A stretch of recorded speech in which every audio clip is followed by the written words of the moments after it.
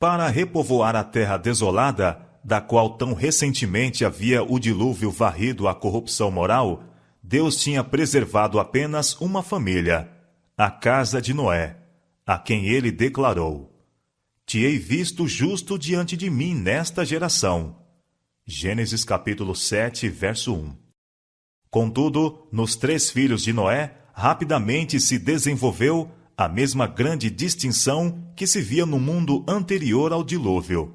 Em Sem, Cão e Jafé, que seriam os fundadores do gênero humano, estavam prefigurado o caráter de sua posteridade. Noé, falando por inspiração divina, predisse a história das 3 grandes raças que se originariam desses pais da humanidade. Seguindo a linhagem de Cão, por meio do filho em vez de o pai, declarou ele: Maldito seja Canaã, servo do servo seja aos seus irmãos. Gênesis capítulo 9, verso 25. O atentado aos sentimentos de afeição natural, por parte de Cão, declarou que a reverência filial, muito tempo antes, havia sido repelida de sua alma, e revelou a impiedade e vileza de seu caráter.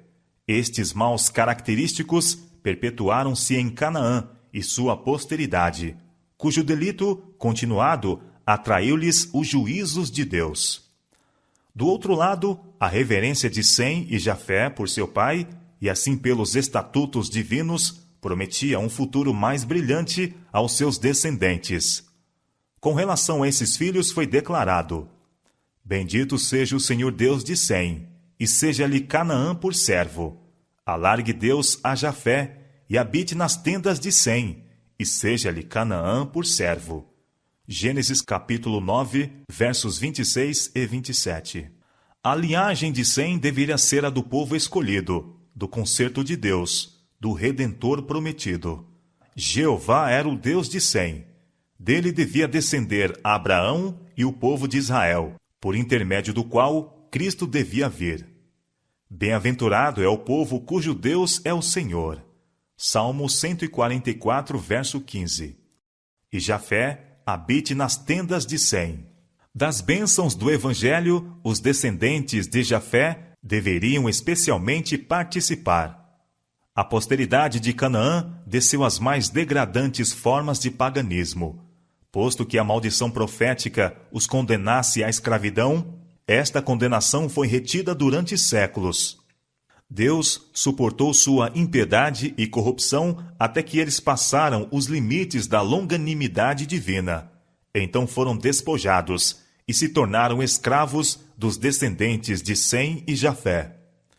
A profecia de Noé não foi uma manifestação arbitrária da ira ou uma declaração de favor. Ela não fixou o caráter e destino de seus filhos, mas mostrou qual seria o resultado da conduta de vida que cada um havia escolhido e o caráter que tinham desenvolvido. Era uma expressão do propósito de Deus para com eles e sua posteridade, em vista de seu próprio caráter e conduta. Em regra, os filhos herdam as disposições e tendências dos pais e imitam-lhes o exemplo, de modo que os pecados dos pais são praticados pelos filhos de geração em geração. Assim, a vileza e irreverência de Cão foram reproduzidas em sua posteridade, acarretando-lhes maldição por muitas gerações. Um só pecador destrói muitos bens. Eclesiastes capítulo 9, verso 18. De outro lado, quão ricamente galardoado foi o respeito de Sem para com seu pai, e que ilustre estirpe de homens santos aparece em sua posteridade. O Senhor conhece os dias dos retos, e sua descendência é abençoada.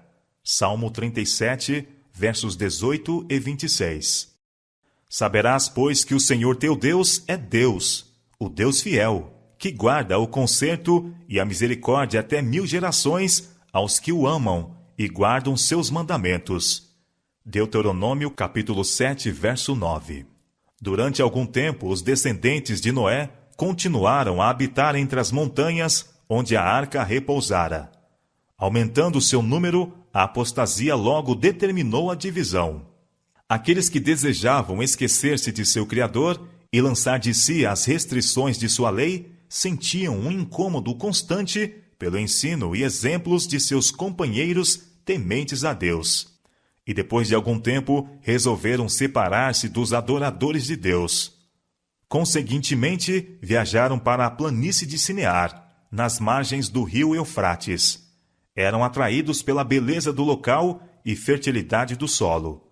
E nesta planície, decidiram-se a fazer sua morada. Ali resolveram edificar uma cidade, e nela uma torre de altura tão estupenda que havia de torná-la uma maravilha do mundo. Estes empreendimentos destinavam-se a impedir que o povo se espalhasse ao longe, em colônias. Deus determinara que os homens se dispersassem pela terra toda, para povoá-la e subjugá-la.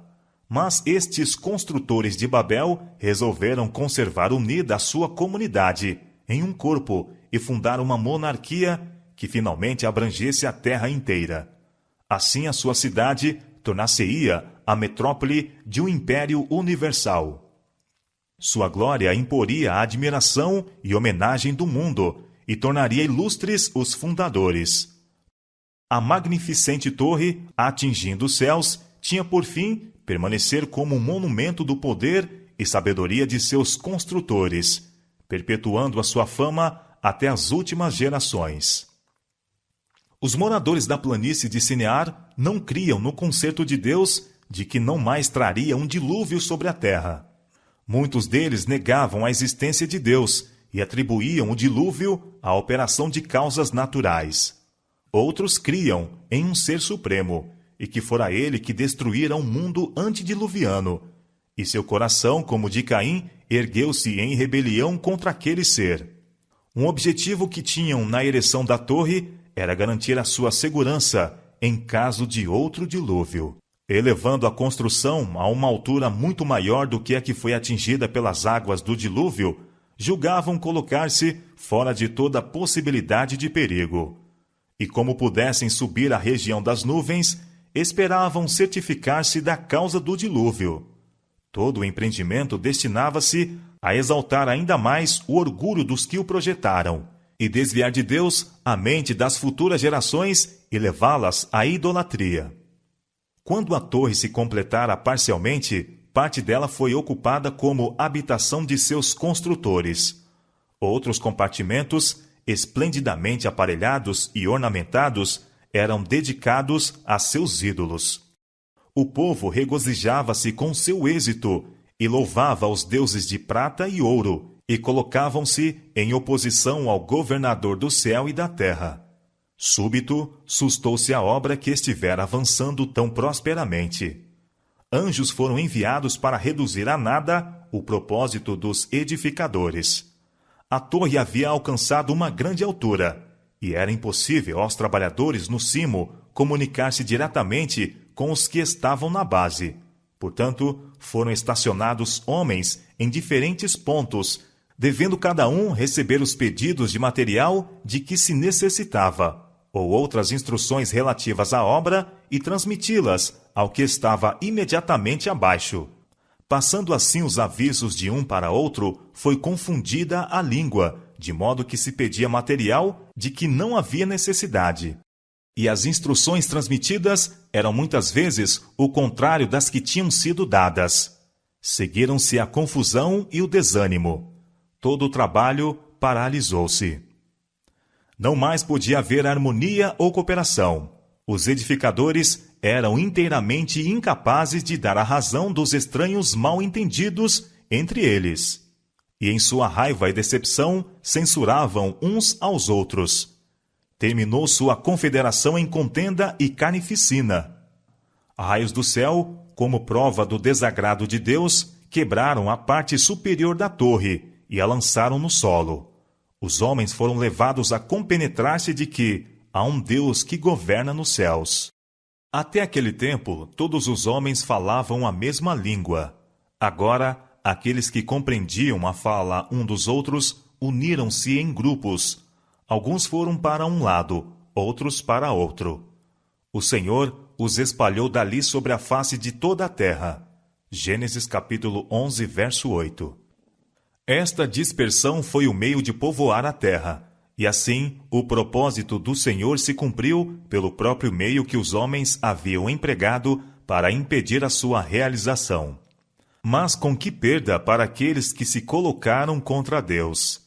Em seu propósito que, ao saírem os homens para fundarem nações nas várias partes da terra, levassem consigo o conhecimento de sua vontade, para que a luz da verdade pudesse resplandecer com todo fulgor às gerações que se sucedessem.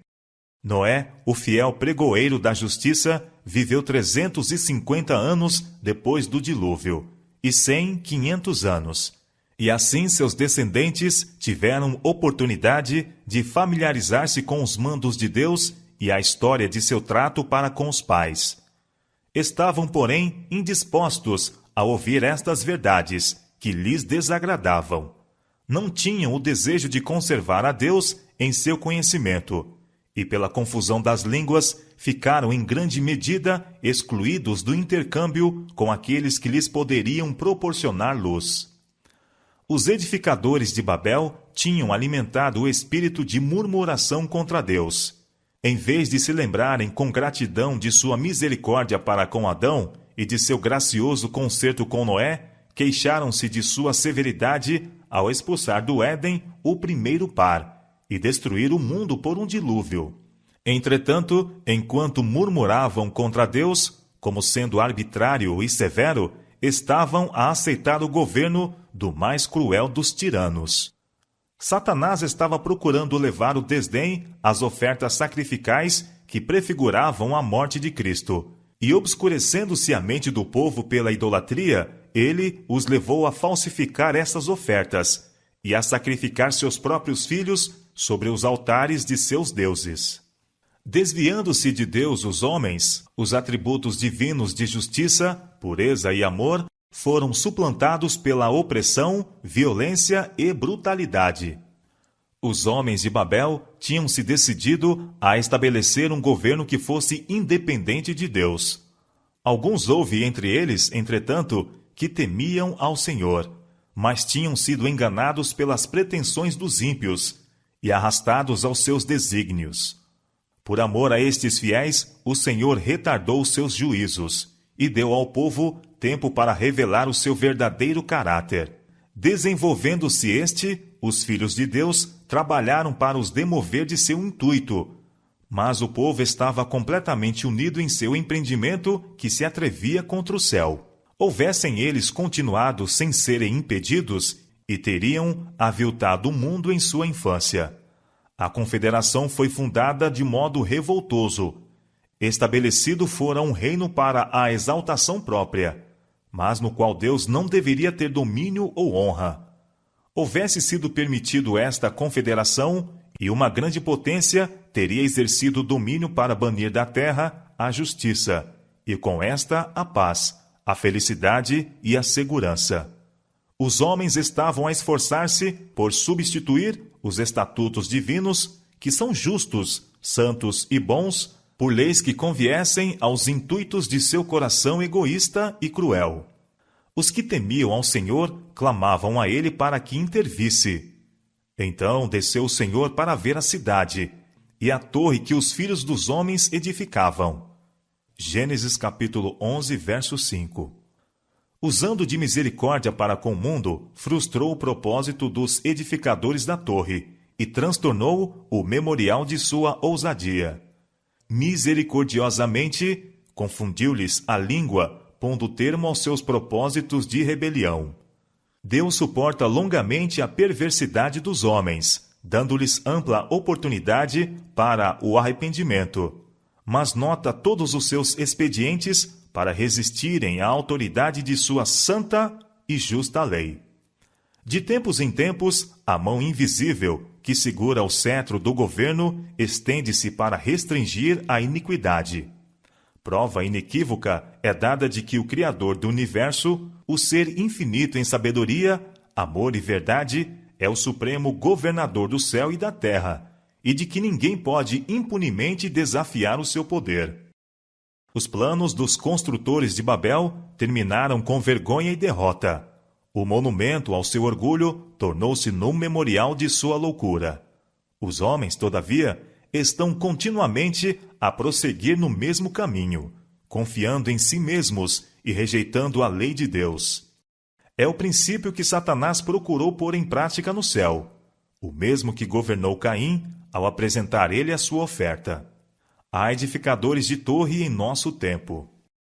Os incrédulos constroem suas teorias pelas supostas deduções da ciência e rejeitam a palavra revelada de Deus. Pretendem dar sentença contra o governo moral de Deus. Desprezam sua lei e vangloriam-se da suficiência da razão humana.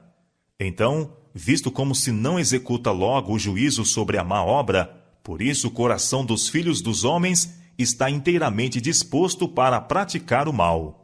Eclesiastes capítulo 8, verso 11. No professo mundo cristão, muitos se desviam dos claros ensinos da Bíblia e edificam um credo com especulações humanas e fábulas aprazíveis, e apontam para sua torre como um caminho para subir ao céu. Os homens ficam tomados de admiração ante a eloquência, enquanto esta ensina que o transgressor não morrerá, que a salvação pode ser conseguida sem obediência à lei de Deus. Se os professos seguidores de Cristo aceitassem a norma de Deus, esta os levaria à unidade. Mas enquanto a sabedoria humana for exaltada sobre a sua santa palavra, haverá divisões e dissensão. A confusão existente entre credos e seitas, em conflito uns com os outros, é apropriadamente representada pelo termo Babilônia, que a profecia aplica às igrejas amantes do mundo dos últimos dias. Apocalipse capítulo 4, verso 8 e Apocalipse capítulo 18, verso 2. Muitos procuram fazer um céu para si mesmos, obtendo riquezas e poderio. Tratam maliciosamente de opressão, falam arrogantemente, pisando os direitos humanos e desrespeitando a autoridade divina. O orgulhoso pode por algum tempo estar em grande poderio e pode ver o êxito em tudo que empreende, mas no fim encontrará apenas decepção e desgraça. O tempo da investigação de Deus está próximo.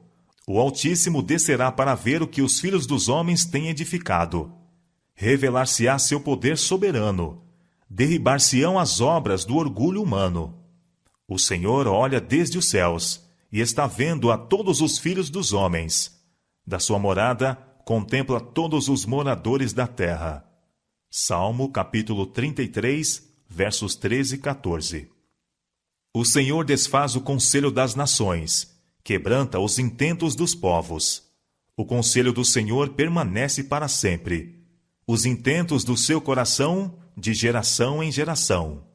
Salmo capítulo 33, versos 10 e 11.